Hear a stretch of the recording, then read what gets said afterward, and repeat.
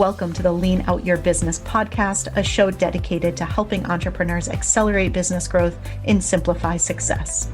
I'm your host, Krista Grasso, and I've been working with businesses for more than 2 decades to help them lean out and optimize what's working while eliminating anything that's not adding value. So if you are ready to get more time back in your day, more profit in your business, and to do business differently, growing and scaling on your terms, let's dive into today's episode. Hello, and welcome to another episode of the Lean Out Your Business podcast. Welcome to 2023. The new year is here, and I am excited to be back for another solo episode with you. It's been a little while with all of the amazing guests that I've been interviewing, but there'll be more solo episodes going into the new year, including today's, where I wanted to share with you one of the biggest mistakes that I made early on in my business journey when I first started really truly scaling, because I think this might be really relevant for some of you as you look ahead at the new year and maybe your focus is on scaling your business as well. This is a story that I have been sharing quite a bit lately with my private clients and inside our Simplify to Scale program. So I hope that you find it valuable as well. But early on, when I first launched my jewelry business, which is Chris Cara, if you've been following me for a while, you might know that I actually started and launched my very first jewelry business pre-Chris Cara back in 2004. And that business was very much a handmade jewelry business. I did quite well with it. I scaled it to multiple 6 figures. I really had gotten quite a bit of traction in the local market as well as online selling through Etsy. But that business was primarily me as a one-woman show, hand making all of the jewelry, doing a lot of the sales either through Etsy rather than through my own website, or through in-person events and trade shows and craft fairs and things like that. So it was a great little business. I absolutely loved it. I did really well with it, but I also hit the max that I was able to achieve in that business. I couldn't possibly work any harder or do any more. I had reached the ceiling of my growth potential with the business model that I had. And so when I was looking at what's next, what do I really want to do with this? And I knew that I wanted to scale. I wanted to scale where everything was no longer fully dependent on me. It wasn't fully dependent on my hustle, right? Me having to lug all of my jewelry and my supplies and go do setups at craft fairs. And, it was really hit or miss what type of results I would get. And it was dependent on the weather. And it was a lot of really hard work to get my jewelry business to where it was. And when I looked at scaling, I knew that I wanted a team. I knew that I wanted other people to help me with that business. I knew that I wanted to be able to start selling wholesale and selling at volume. I wanted to be able to sell at scale instead of selling one-off, one-of-a-kind pieces, which I did quite often and I did well. I wanted to have great limited edition designs that I could sell a whole lot of, and ideally a whole lot of that somebody else made. So what I ended up doing when I made the transition and I closed that first jewelry business and then I relaunched what is today Chris Cara is I transitioned my role from the role of maker to the role of designer. I brought on this local incredible team out in Rhode Island. I also had a team based out in Los Angeles. And so I had teams on both coasts who would make my jewelry. They would take my designs. They would bring the pieces to life for me. That really did allow me to produce at scale and to be able to sell at scale. Instead of doing in-person events, I did these big, huge trade shows and I hired sales reps. And through those reps who had existing relationships, with some of the big stores in my niche like Free People, we were able to get our jewelry into the top places that I wanted to be, that I had not been able to do on my own before because I didn't have a scalable enough product And instead of making a few sales a day online on Etsy, I went all in on being an e-commerce brand, and I launched my own website. I set that up and built that out on Shopify.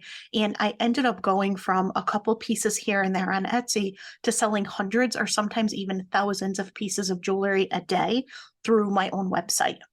So if you're listening to this and thinking, cool, where's the mistake in this? First, I will say I did a lot of things right. And I think that, we tend to do that in most of what we do in our business.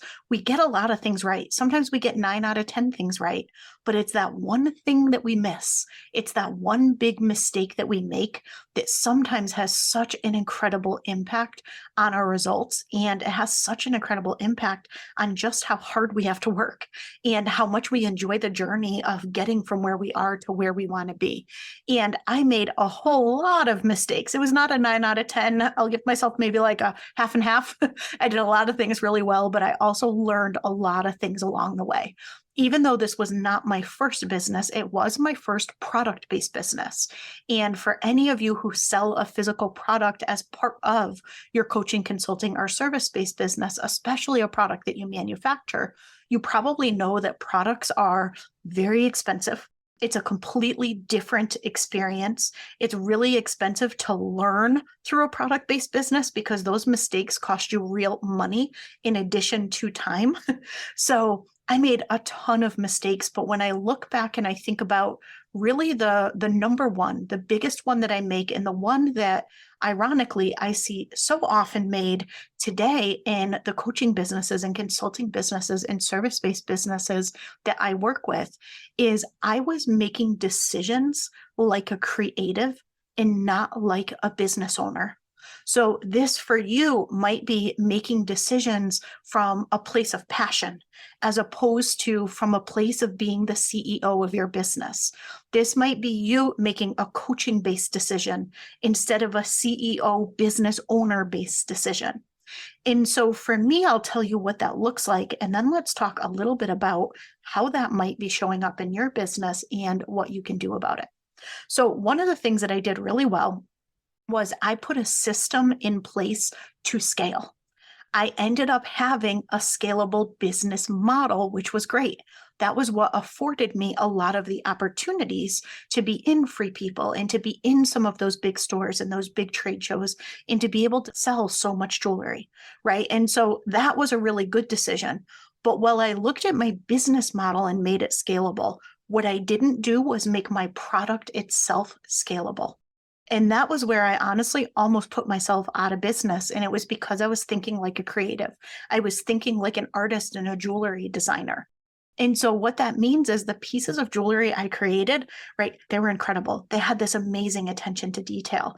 I designed them in the same way that I did my handcrafted jewelry business, where that business had been all precious and semi-precious stones. It had been sterling silver and gold, right? It had been a higher quality tier of product, and I sold it at a much higher price point. So when I was doing that jewelry line, it made sense that I put so much attention to detail and craft into each of the products. But as I'm now selling in a completely different category, as I'm now selling in more of a fashion jewelry category, the decisions that I made in the way that I approached my design actually ended up making my costs really high. It ended up making the labor really high. It ended up increasing the price of my products, and it ended up decreasing my profit margin, right? Exactly what you don't want. And so some examples of that is all of the designs were really intricate. They were very intricate, designed like an artist, as opposed to like a business owner who's trying to create a product that can be sold at scale. And we soldered every single jump ring. So if you don't know what that is, when you have a jump ring, those are the little rings that connect the pieces together on your jewelry. And what ends up really increasing the durability of that jewelry is if the jump ring is soldered together, meaning it's not open anymore. And what we had done was we had soldered every single jump ring. And it's really expensive to solder jump rings, surprisingly enough. It takes a lot of labor. And then there's a lot of plating costs on top of it to kind of make up for it. And because my designs were so intricate, there were a lot of jump rings in each of the pieces, and therefore a lot of soldering. And that had one of the biggest impacts on the cost and the complexity of everything that I was making. And speaking of complexity, the products that I was making, all in all, they were super complex. They were very expensive. And all of that was unnecessary, because here's what ended up happening. And I think this ends up happening so often in our business is we approach it from that place of passion. And we look at it and we're like, this is going to be so much better. And it's going to be so much better because I'm going to do this and I'm going to do this and I'm going to do this. And when I look at what other people do, they don't do any of that. You're going to have such a better experience. And we go into it with these really great intentions like I did. And if you looked at the quality of my jewelry compared to others in the same class, mine was definitely far better. There was no question about that if you technically looked at it. But at the end of the day, nobody cared but me. Literally none of my clients cared. My wholesale clients didn't care. My retail clients didn't care. They just wanted a great piece of fashion jewelry at a great price. They did not want to pay more for soldered jump rings. They could care less if the jump rings were soldered. They didn't want to pay more for more intricate, fancier designs. They honestly didn't even notice if a design was more simple. And so often I think we do that in our business, where we do all of these extras in these things that we think are really going to enhance the client experience. But at the end of the day, it's what we think the client wants as opposed to what the client really wants and cares about. So that was a really tough transition for me. And it really required more of an identity evolution, where I had to stop identifying as just a jewelry designer, as just a creator. And I had to actually start thinking like the CEO of a scaling, a profitable, and a successful business. And this is something that I see all the time in scaling businesses. It does not matter the industry. It doesn't matter if you're product-based, if you're service-based. It doesn't matter who you work with. But I will say today, since I spend, probably about 98% of my time working with coaches, consultants, and service-based businesses, I see this quite a bit here. And I think it's because, well, you might not be a jewelry designer. You may or may not identify with being a creative. But what most of the people that I work with is they're very passion fueled and they're very impact driven.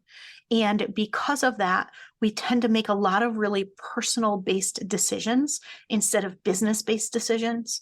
We frequently went into what we do because we have a deep love for what we do, or because we have a deep love for the way that we want to help people and the impact we want to make in someone's business. And so sometimes it can be really easy to identify as the thing we do instead of as the CEO of our business. So I'm a coach, or I'm a consultant, or I'm a strategist, right? Or I'm a yoga therapist, or I'm a health therapist, or I'm a financial therapist, or I'm a health coach. And so we can identify as these things, and we end up making decisions from that place, just like I was making decisions as a designer, instead of making the decision that is really best for the business and making the decision as the CEO of the business that we're in. And I think that that really does require an identity evolution. This is something that I talk about a lot at my in-person retreats. It's something that we talk about inside of Simplify to Scale. And it's when you do want to scale your business, when you want to level up, whatever level you are at today. If your next big milestone is 500,000, if your next big milestone is 1 million, if your next big milestone is 5 million or 10 million, whatever it is, it does require an identity evolution. We have to evolve the way that we think. We have to evolve the way that we make decisions. And I think one of the biggest evolutions that we have after making the transition from, if you were ever an employee somewhere, the transition from employee to entrepreneur is a pretty big one. But that being said, I think the next really big identity evolution that we need to make is moving beyond our craft and what we do to being the CEO of the business and approaching every decision that we make from that place. I know that made a really big difference in Chris Cara. It's what did allow me to ultimately scale it and be able to scale in that simple, sustainable way. Because I will tell you, I was trying to scale through a whole lot of hustle, a whole lot of hard work, and a whole lot of unnecessary complexity. And that is not a recipe for success. It sometimes can get you success in the short term, but it most definitely does not get you sustainable success, which is really what it's all about. So it was that change where I instead had to really look at the way that I was designing jewelry.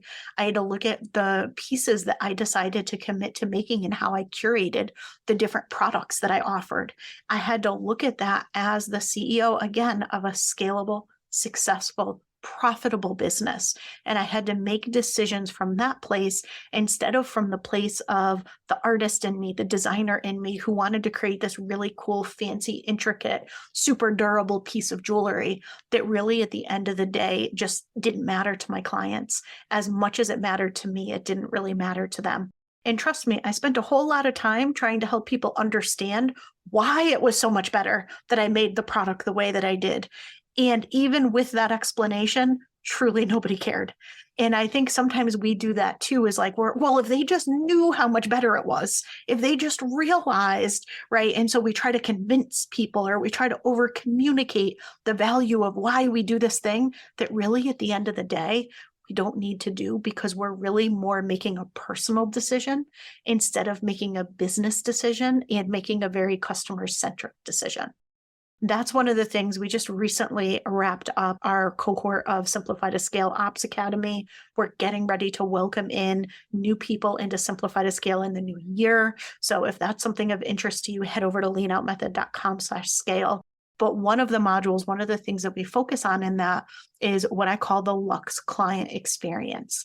And I think we do, as business owners, want to be very customer centric. And the reality is, when we start our businesses, we tend to be much more me centric, right? Much more founder centric. And you need to be able to make that transition from founder centric to customer centric when you really want to scale in that simple, sustainable way. So that's one of the things that we dive into there. And a lot of times people will say, oh no, I'm super customer centric. But when we go through some of the discussions that we go through and we look at some of the characteristics of businesses at the different levels, people can really quickly recognize, oh wait, maybe I can be much more customer centric, and I didn't even realize that that thing I was doing, or that decision I was making, or the way I was approaching this was actually more founder centric than customer centric. So it sounds pretty straightforward, but it can actually be a little bit more challenging of a transition to make than you might think, simply because of the identity evolution that it takes. But it is so worth doing. It is so worth doing. It's so powerful to do. And I'm going to leave you with a question. And this is a question that I ask my clients all the time. If you work with me, I may have asked you this already. And if not, it's coming. But sometimes when we're having a conversation, or I can hear the way that somebody's approaching something, the way they're building out their offer, the way they're trying to elevate their offer suite, the way that they're approaching a particular launch or a marketing campaign or something, or even a system that they're developing in their business, is I will ask them, are you soldering the jump rings? Right. And so what I mean by that is, where are you adding unnecessary complexity and expense in your business for something that your clients don't really care about? Sure, it might technically be better, but at the end of the day, is it really truly necessary? Or are you gold plating, for those of you who know project management terms? You're doing a whole bunch of extras and things that at the end of the day aren't really important, don't really matter, right? Where are you soldering the jump rings in your business? So something to be thinking about as we're going into the new year. I truly believe most things in business can be simpler. Most things can be done in a much more sustainable way. And sometimes all it takes is just taking that short pause to look at what we're doing and to consider what we're doing, and to say, am I making this harder than it needs to be? Am I adding complexity where I don't need to? Am I holding on to something because I think it's better, but at the end of the day, nobody really cares, right? Maybe you have a call that you cling to in one of your programs and nobody shows up. And no matter how many times you try to get people to show up and explain to them why it's so important to show up and how they could use the call for their benefit, still nobody shows up. That's usually a good sign that it's something that you can evolve, something that you can change. So I hope you got a lot of value out of this episode. I hope it helps you to look at where you can start to simplify your business so you can scale in a more sustainable way. And again, if you'd like to know more about Simplify to Scale, I would love to work closely with you this year. It's actually one of the only ways that you can work closely with me this year. And so head over to leanoutmethod.com/scale to find all the details. And I will see you again next week. Thank you for joining me for another episode of the Lean Out Your Business podcast. I hope you got a lot of value and actionable insights from today's show and would love if you take a moment to leave us a review. If you have any questions on today's episode or on how to lean out your business, join us over in our private Facebook community where every week we do live training and Q&A, and I'd love to have you be part of the conversation. Head to leanoutmethod.com/group to join us. And before you go, be sure to subscribe to the show so you're the first to know when we release a new episode. We'll see you next week.